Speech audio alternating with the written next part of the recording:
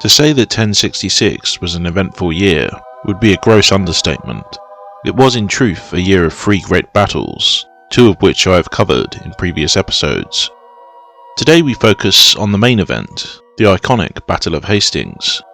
On January 5th, King Edward the Confessor had finally perished, leaving Harold Godwinson, the second most powerful man in England, to seize the throne and have himself crowned king the very next day. King Harold would have a busy year, having to forestall potential rebellion in the north, whilst also repelling raids by his vengeful brother Tostig near Sandwich in May. The real threat would come later in the summer, however, when Tostig joined forces with the mighty Harold Hardrada, King of Norway. The battles of Fulford and Stamford Bridge, however, are the subjects of my first and second episodes in this series, and cover the history behind Harold's betrayal of his brother and the events that led to both battles. Suffice to say here that Harold marched north from his watch on the south coast and surprised his brother and Hardrada, destroying this northern invasion force before learning that William, arguably his most deadly threat, had landed at Pevensey Bay on September 28th.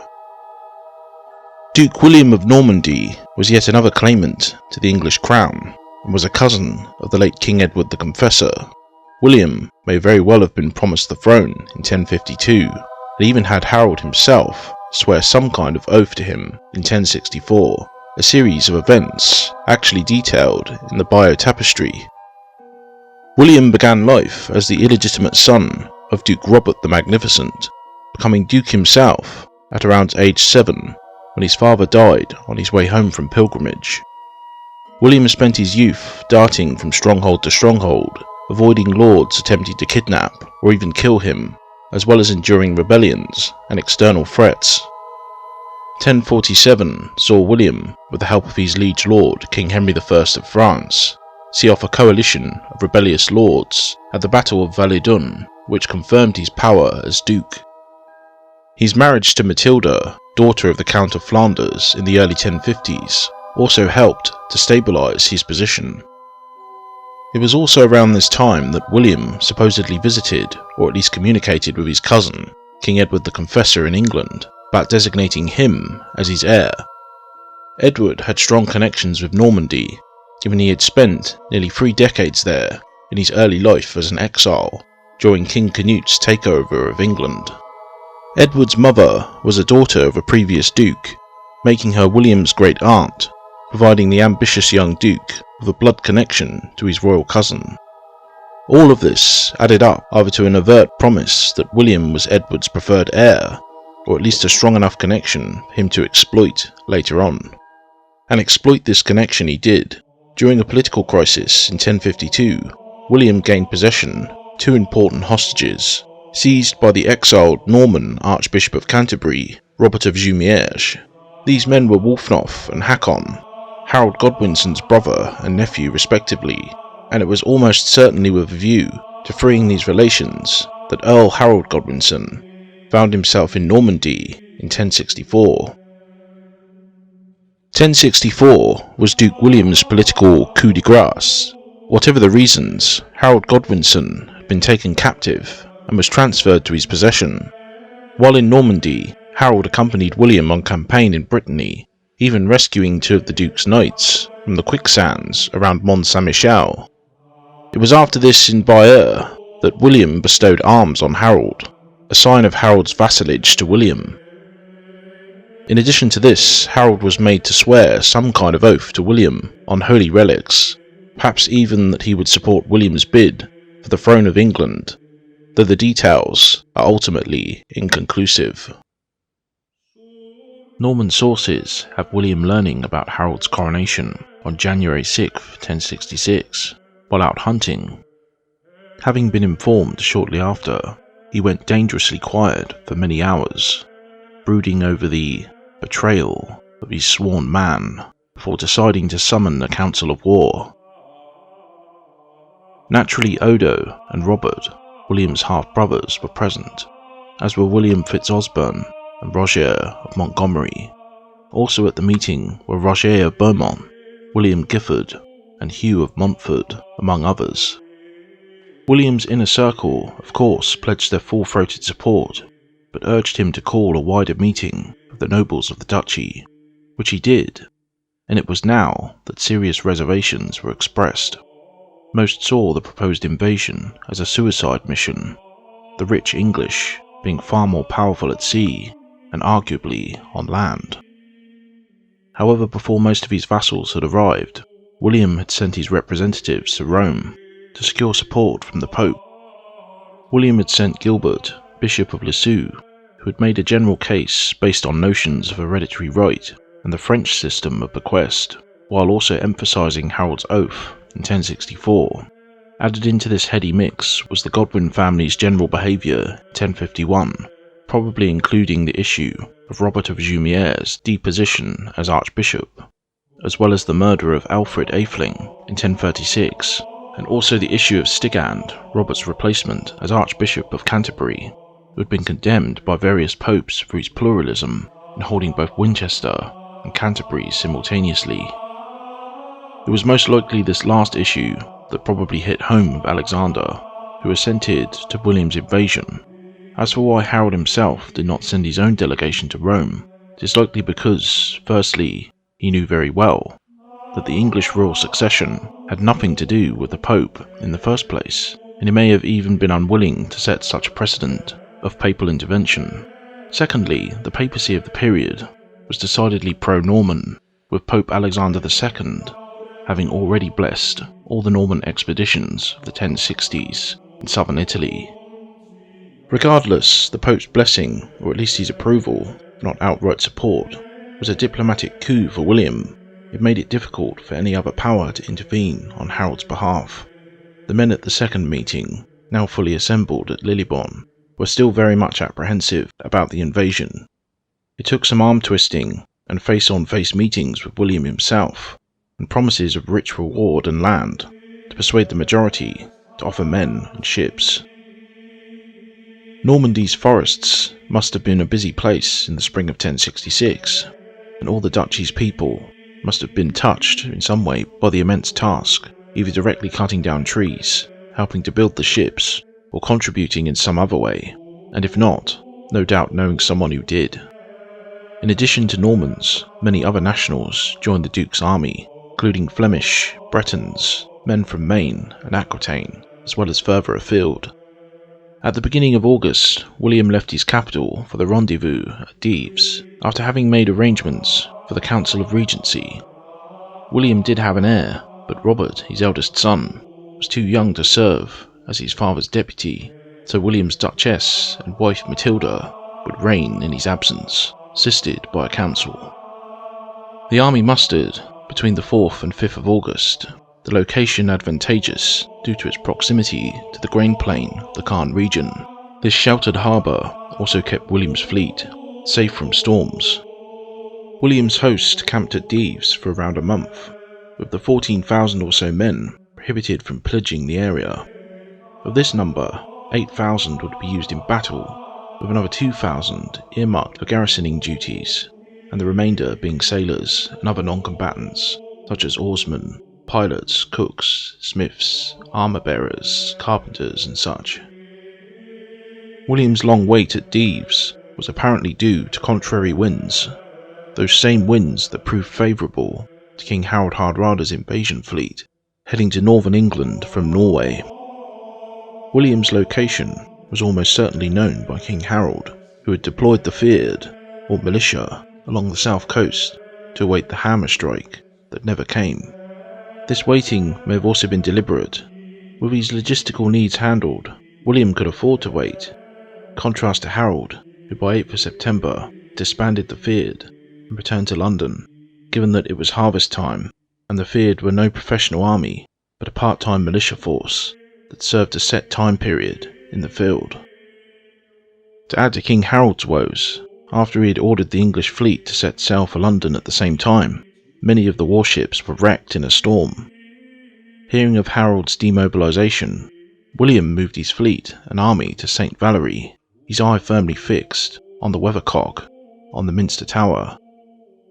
Back in England, the Norse invaders under King Harold Hardrada and Tostig scored their victory over the northern earls Edwin and Morcar at the Battle of Fulford Gate and forced the city of York to surrender on the 24th of September, arranging for hostages and food to be brought to the Viking host near Stamford Bridge the next day.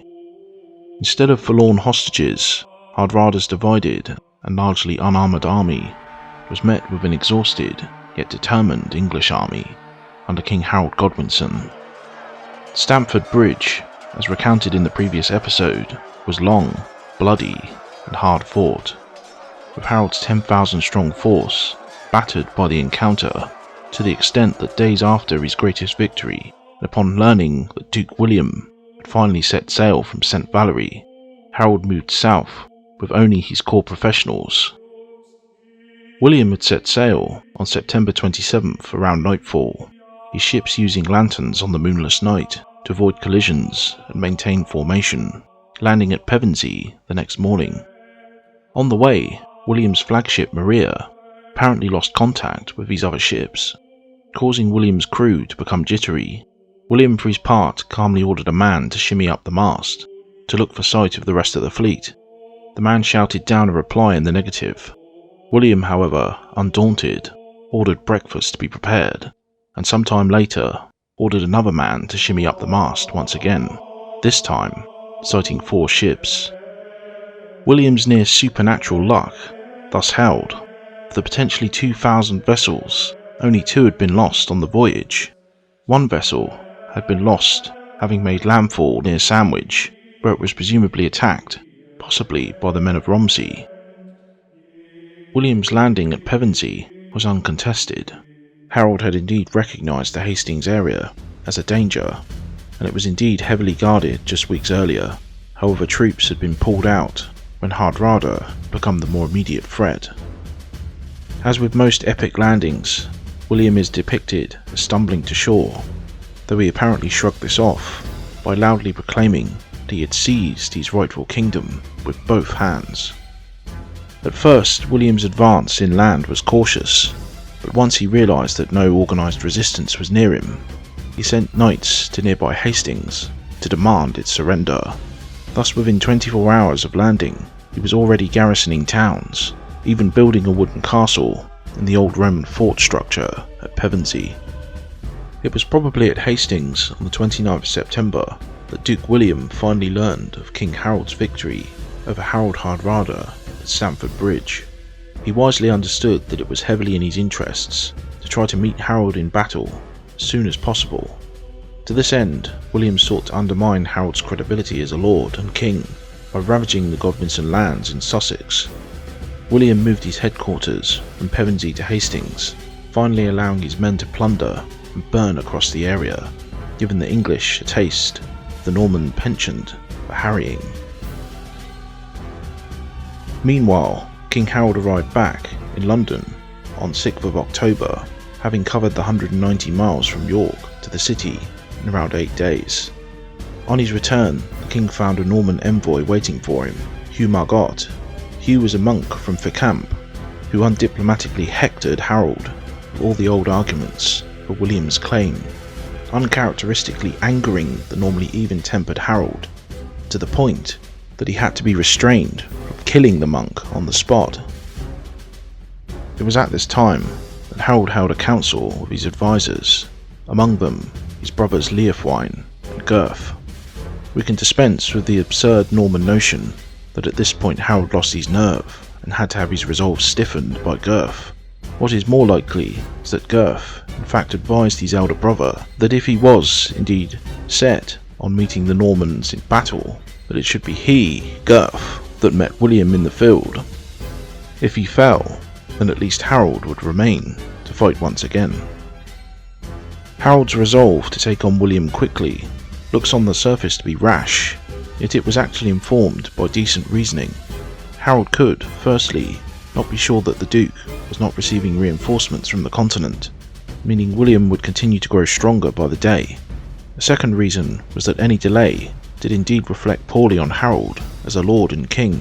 He was morally bound to rescue his people from the deprivations of the invaders. Third, Harold must have been very confident of victory after his great triumph over Harold Hardrada, Stamford Bridge. And finally, and perhaps most significantly, Harold most likely knew that bottling William's host up in the Hastings hinterland was his only hope of containing, ultimately repelling the invaders. Back in 1066, the area was a peninsula with a narrow isthmus commanding access. If Harold could control the area in and out of the region, he could bottle William up, leaving the Duke two options of either starving or withdrawing. It was October, and his horses and men needed supplies, which would quickly dry up without a decisive battle. Harold then did not even necessarily want or need a pitched battle, but merely had to hold William within this area to force his submission. It is likely Harold also ordered his surviving fleet to re-embark to destroy the anchored Norman fleet and thus eliminate even William's option of retreat. When more closely analysing the strategic situation and goals then, Harold's decision was not so much rash and foolhardy, but smart, given what he knew. He had witnessed Norman military tactics firsthand in 1064, and knew William's key advantage in a field battle would be his cavalry. Kettling the Normans in the Hastings Peninsula would also negate their tendency to dig in the land with castles, key Norman military strategy Harold also probably witnessed while with William.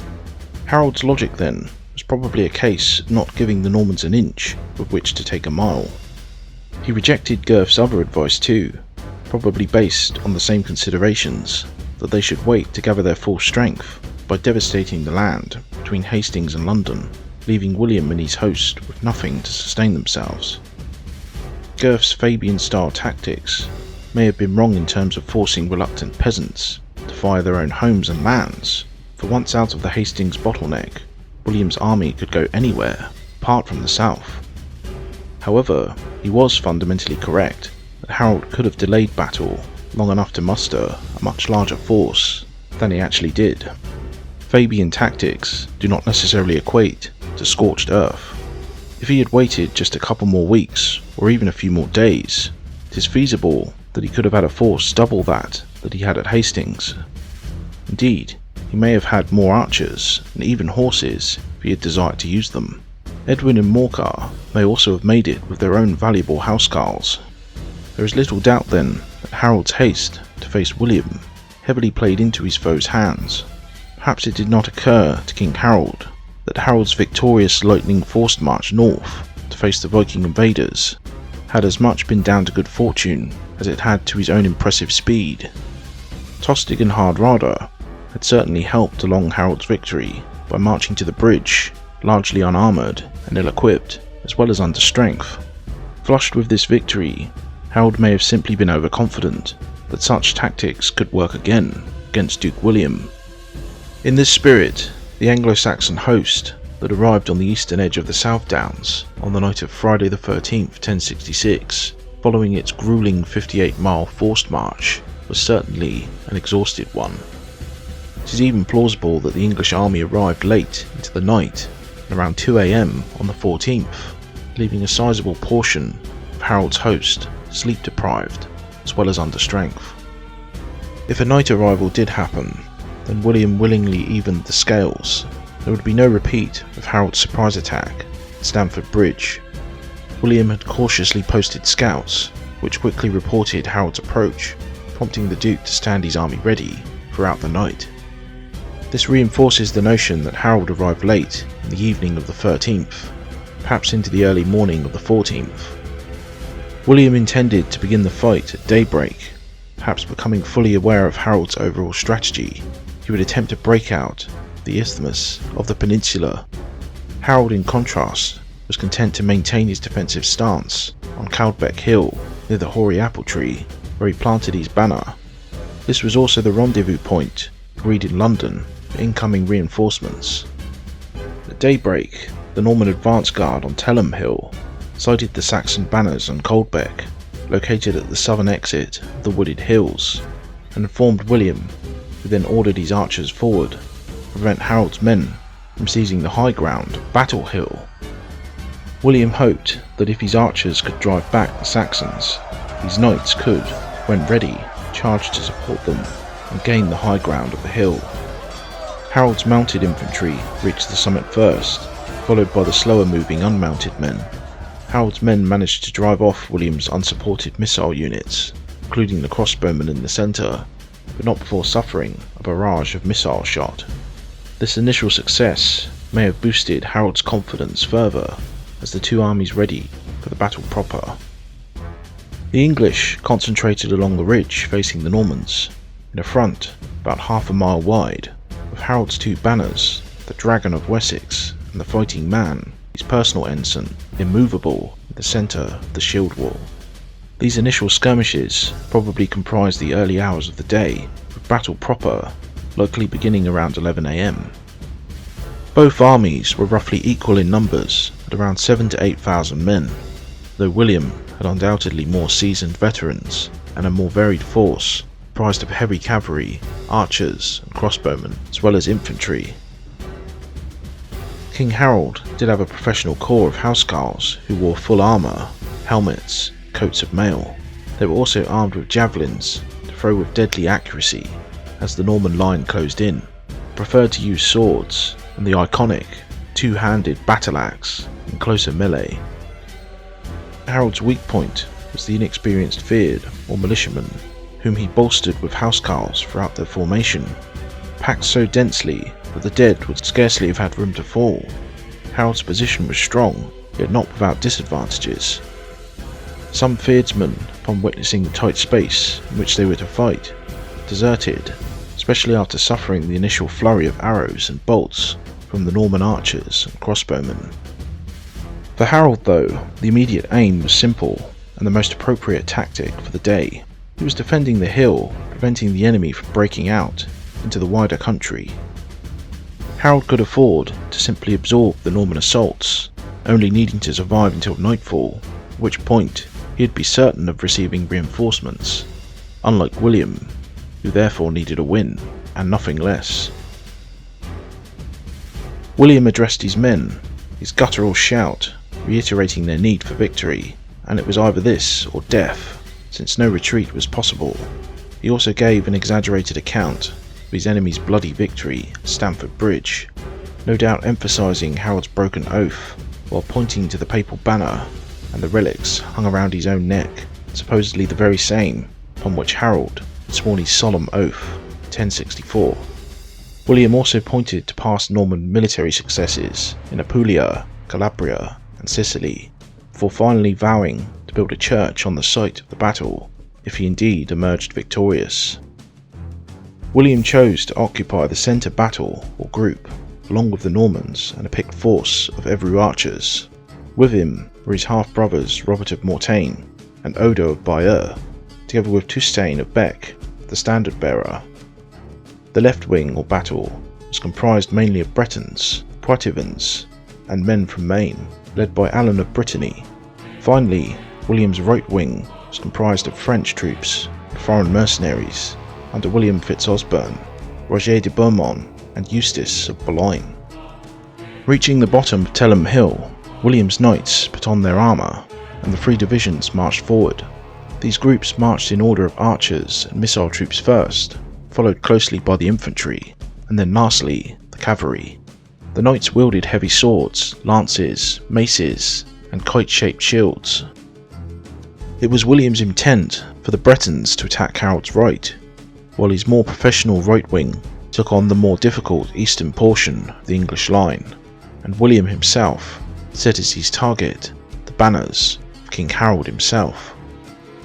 William's first assault on Harold's shield wall would see his unsupported infantry and archers probe the line to test the resolve of the Englishmen, holding back the shock of the cavalry charge till his foes were more battle-weary. Since his unmounted troops were a little jittery, William first resolved to stiffen their morale by sending a champion forward to challenge a Saxon to single combat. Perhaps amazingly to modern eyes, one such man accepted his master's call, what was essentially a suicide mission, and his name was Taillefer.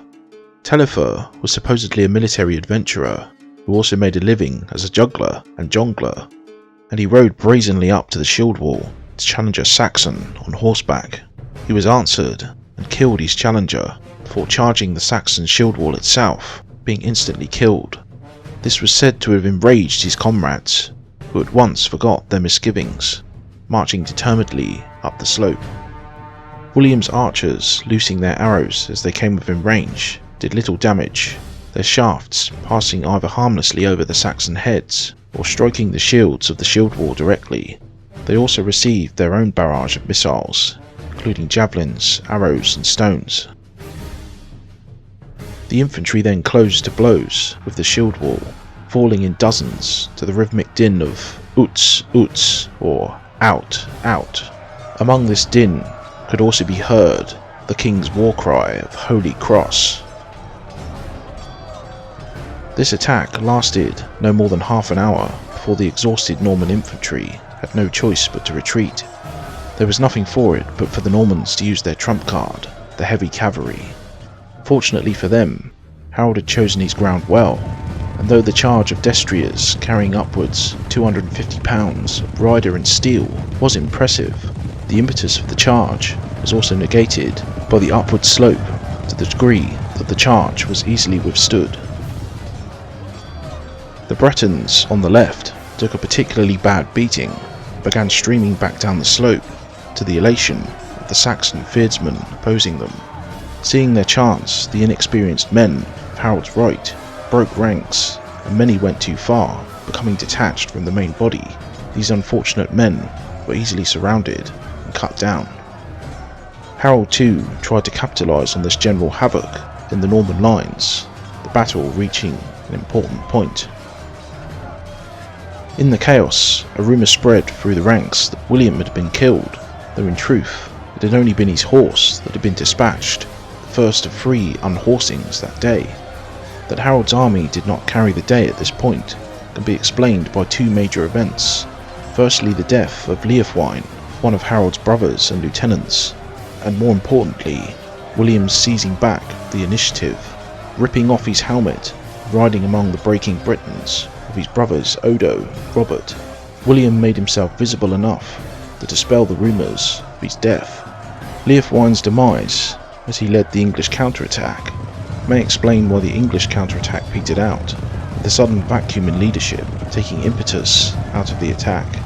In any case, the key point at which the English could have fully pressed their advantage with a general downhill charge was lost, as the Norman army rallied and charged at the pursuing Saxons, who fled back up the hill whilst taking heavy casualties. At some stage after this key point, Roger de Beaumont enjoyed some success combating the English left, with William again being unhorsed but not killed. The spear-wielding Gurth was the second key figure of the day to fall, another devastating blow to King Harold, and a loss that could only have weakened both the resolve and discipline of the Saxon shield wall. At around 2 PM, a lull came over the battlefield. Both sides paused to recoup some strength. The situation was technically a stalemate, though by this stage it was clear William was gaining the upper hand. The Saxon losses were mounting and would soon expose dangerous gaps in the shield wall, which William's heavy horse could exploit and break through, gaining a crucial foothold on the hill. King Harold must have prayed for nightfall or reinforcements. William, meanwhile, while not a great innovator, did recognise that the Bretons' earlier near rout could be applied in gradually whittling down the Saxon line. Though an army-wide policy of feigned retreat is unlikely, given the difficulties in the heat and din of battle of effectively communicating this, it is likely William sent smaller groups of tens of knights to probe, lure out, isolate, and then cut down similarly small and courageous pockets of Saxon infantry that broke ranks to pursue them. This slow and steady erosion of the Saxon numbers, helped immensely by sizable desertions of the feared, allowed the Normans a foothold on the slope with which to charge the Saxon standards directly. William was also using his archers more effectively, having them shoot at an upward angle, though such a descending shot would not have the force of the lateral shots of the earlier battle, but probably did serve to rattle the English lines, who were now also taking William's cavalry charges along a wider front. This latest Norman charge proved successful, punching a great hole in the line. Ferocious melee centred around this breach, with Robert Fitzernus even being cut down, or almost seizing a Saxon standard itself. William too was apparently in the thick of the fighting, even at this point, and was once again unhorsed and almost killed in single combat, having to be rescued by his bodyguard. This major breach was just the beginning, as other breaches appeared, before eventually the shield wall completely collapsed, with pockets of men fighting back to back against the Norman onslaught. At this late stage, many Normans saw the battle as won, began to break off, gathering loot, pillaging the dead. Duke William, however, was not so assured of victory. He knew that as long as King Harold lived, the battle was not truly over.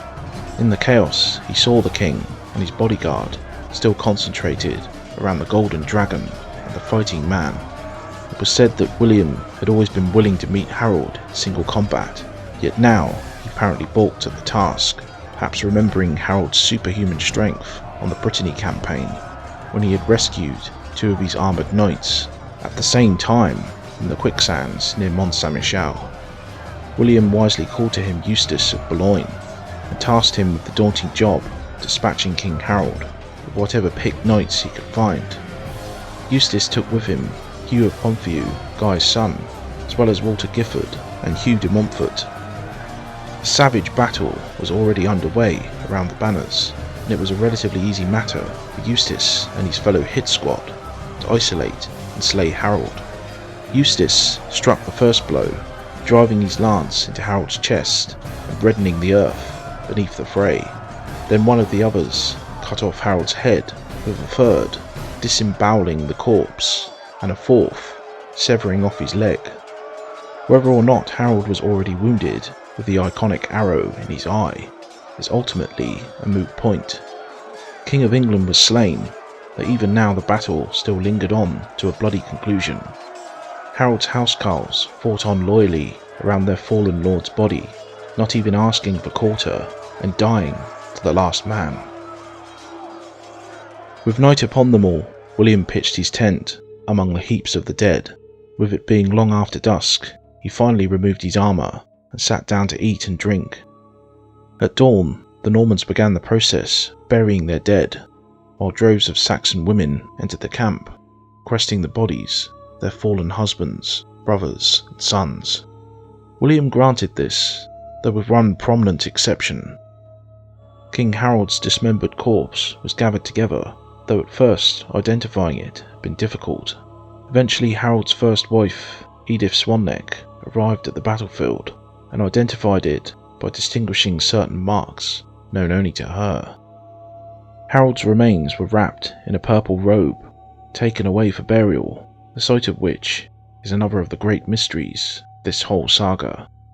A message soon arrived from Guyfer, Harold's mother, who offered the victorious William Harold's weight in gold for his body, yet the usually avaricious William refused her, not wishing for Harold's body to provide a nexus for any future Saxon cult. William delegated the task of burying Harold's remains to a Norman knight, William Mallet, who apparently laid the king to rest under a mound of stones at the base of a cliff. Perhaps taking pity on the vanquished king, Mallet added an inscription on his own account that apparently read, "By the Duke's command, Harold, you rest here to guard the sea and shore."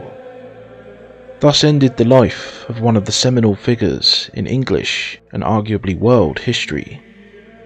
The Battle of Hastings is a rare beast, that it truly does deserve the accolade of decisive battle in world history. It was a much more closely run thing than Norman propagandists and some modern historians like to give it credit for, its length alone indicating this, with a typical medieval battle lasting only an hour or two. If Harold had held on for just an hour or two longer, then he would very likely have fought William to a draw, and received the housecarl reinforcements that eventually did actually arrive soon after Harold's fall. It would all have been over. William too could just as easily have been killed, having been unhorsed 3 times throughout the day, and it was a close run thing that he had halted the initial rout of his left wing. Perhaps most decisively of all was Harold's ruinous decision to insist that all the major thanes and men of his kingdom, bar Edwin and Morcar, be present at Hastings. With the death of Leofwine Gurth, many Thanes, and of course King Harold himself, Anglo-Saxon society was effectively decapitated. Whatever the case, Harold's fall at Hastings signalled a drastic change, both the aristocracy, royal family, and all that entailed. According to 12th century tradition, Harold's body was eventually recovered, taken to Waltham Abbey, Harold's great foundation, where it was finally laid to rest, and around which a Saxon cult indeed grew up around the shrine, just as William had feared. According to devotees, it was Harold, not Edward, who was the true saint. Interestingly, there is actually strong evidence that Harold's remains were not taken to Waltham, but were in fact laid to rest in the Godwinson family estate at Bosham Church. Though William took Bosham as his own personal property following his conquest, it appears the clergy there thought King Harold deserved a proper Christian burial. In the 1950s, the church was having some heating installed when a grave was uncovered. The remains were missing a head, all of the right leg, part of the other leg, which fits perfectly with the description of Harold's dismemberment at Hastings. Norman sources also state that Harold was buried by the seashore, and Bosham is indeed within sight of the sea, meaning Bosham, not Waltham, is a good candidate as King Harold's final resting place. With the last of the three great battles of 1066 concluded, William stood alone as the only remaining serious candidate left to take the English crown. He remained at Hastings from the 15th to 20th of October, clearly expecting forlorn messages of surrender to arrive soon after. However, William was probably sorely disappointed. In fact, the remaining great men of the realm, Archbishop of York Eldred and the brothers Edwin and Morcar, arrived in London and had the Witan elect the 16-year-old Edgar Atheling, the son of Edward the Exile, as the new king. However, by mid-December, the writing was on the wall, and Edgar's short reign was quietly put aside. William took a circuitous route around London, making it clear that he would brook no further English resistance against his taking of the crown. Romsey was made an example of for its killing of some hapless Normans who had landed near it earlier on. With Romsey burned into their forts, the people of Dover surrendered without a fight. Following a month-long stop at Canterbury due to dysentery in the army, William made for London. It was at this stage that Edgar and Eldred submitted to the Conqueror at Berkhamsted. William's coronation followed soon afterwards, the bastard Duke of Normandy, victor of the Battle of Hastings, being crowned King William I on Christmas Day 1066. Perhaps befitting his violent character in life, even William's coronation was marred with drama and bloodshed. Unaccustomed to the English tradition of acclaiming their king, the English shouts of acclamation startled the Norman guards stationed about Westminster Abbey, and they assumed a riot was underway. They proceeded to burn everything in sight, their new king being crowned amidst the smoke and screams creeping in from outside. It was said the ceremony was concluded as William, for the first time in his life, was seen to be trembling in fear. William would reign for over 2 decades, finally expiring September 9th, 1087, having firmly established his rule over the English people, and establishing the Norman dynasty would rule England as alien monarchs for 88 years. For the similarly French Plantagenet dynasty, his direct descendants took it from there. So that was the last of the trilogy of epic videos on the Year of Three Battles mini-series. Be sure to check out the first 2 episodes. As you can imagine, it takes a lot of time and effort to create such detailed and epic videos, so your view and support is highly appreciated. Please share, subscribe and comment, and we shall meet again in the next one.